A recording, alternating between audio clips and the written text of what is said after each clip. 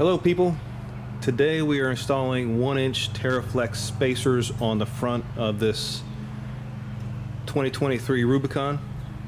We're installing them because we have had a rake in the front, and we even have a larger one now that we've added this Badlands winch and also Maximus 3 toe loops in the front, which are here and there. So first thing we're going to do is take some measurements from the front fender flare, and we'll see where we're at on all four wheels. Okay, passenger front is 40.5. Passenger rear is 41 1/16.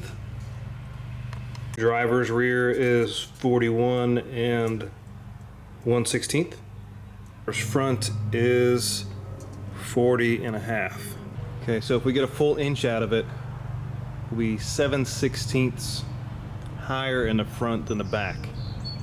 We'll just see how that turns out. Next, we're going to look at the sway bar angle, and then I want to look at the amount of space between the bump stops on the front and rear. Okay, right now on the front sway bar we're at 11 degrees.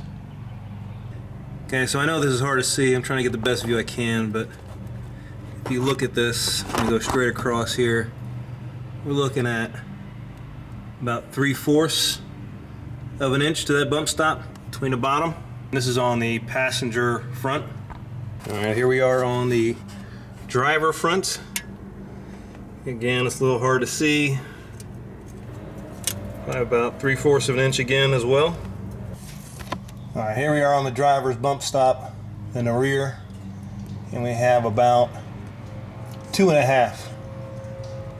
And here we are to our passenger rear bump stop, and we're at a little bit of an angle, so it's not really completely accurate, but we'll say 2 3/4 here as well.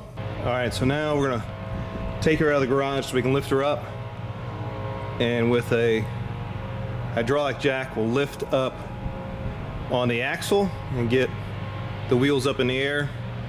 And don't forget to loosen up your lug nuts before you do that so you can get them off. An update from future me for some important things. I've now completed it and got some tips for you. So one, there are instructions on a 1.5-inch Terraflex spacer install on extremeterrain.com. Those are really good. You are going to want 2 jack stands, and you want to be able to lift those up as high as possible, because in order to get the springs out in the front, you need to drop the axle so where there's no tension on the springs, and the only way that you can do that is to lift the frame up as high as possible so you can drop the axle down probably at least a foot, probably 2, because you're going to need the extra room to get the spacer in. I used 2 different jacks. I had a floor jack, like the rolling hydraulic kind, that I used to help lift up the frame, and then I initially started using that for the axle itself, but I needed to drop the axle even more, so I actually went and used one of the car scissor jacks, which goes even lower, and that was helpful. I did have a high torque impact wrench, and on the lower control arms those bolts would not budge, but what I ended up doing was actually going from the bolt side instead of the nut side, and then it actually loosened up. So you may want to try that out if you're having a hard time with the nut. And the hardest part about this is removing the little brackets that are on the lower control arms that have the rubber brake line in them, and you have to try and pry those open. I did it with vice grips, where I was actually holding it. I clamped down the bracket on the lower control arm and then pried it open with the vice grips, but that probably took me an hour, just several tries over and over again. You have to be very careful because you don't want to do any cuts or any damage to the brake lines themselves. Okay, first thing we're going to do is remove the sway bar link on both sides, which is this guy right here coming down across, and the track bar link, we need to take him off as well. And then we'll do the same on the other side. Okay, so far we have the sway bar loose and the track bar. It was easy. You're supposed to take these brake clips off and then pry the brake clip out of it, which so far was very time consuming. Just been getting vice grips and trying to pry it. I'm trying to do it gently so we don't tear the brake line. And they come completely off. Now, we have the spacer installed on the passenger side, and I ran into a problem which I knew could be a problem, but I didn't know it was going to be that big of a problem, in that this axle has to drop real far down to get these coils in and out, even more so with the spacer. So what I ended up having to do was get another jack up on the frame and lift on the frame jacks or jack stands and get it even higher and do it on one side, and then I went ahead and did it on the other side and got it even higher on this one.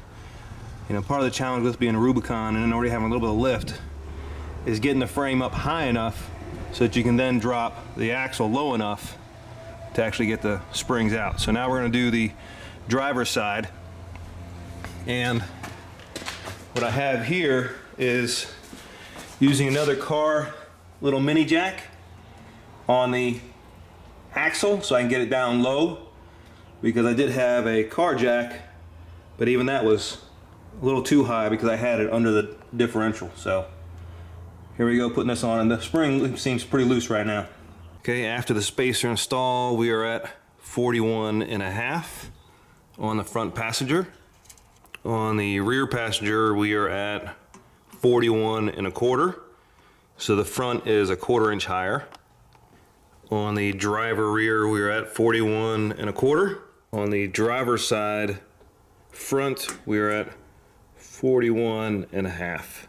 On the front passenger, spacing between the bump stops is now right at 2 inches. Appears maybe a little bit less. On the driver's side, looks like we're right at 1 3/4 is what I'm gonna call it. This would have been helpful to have a before and after, but that's what we're looking at right now. The driveway has a little bit of a decline there coming out of the garage, so I think it looks like it's going down a little bit, but it's only got that 1/4 inch difference. We'll put the soft top on, might go up a little bit more in the back. So just let me know what you guys think. I think it looks good, and I got another inch in that front between the bump stops. So we should be in great shape. Thanks. We'll see you.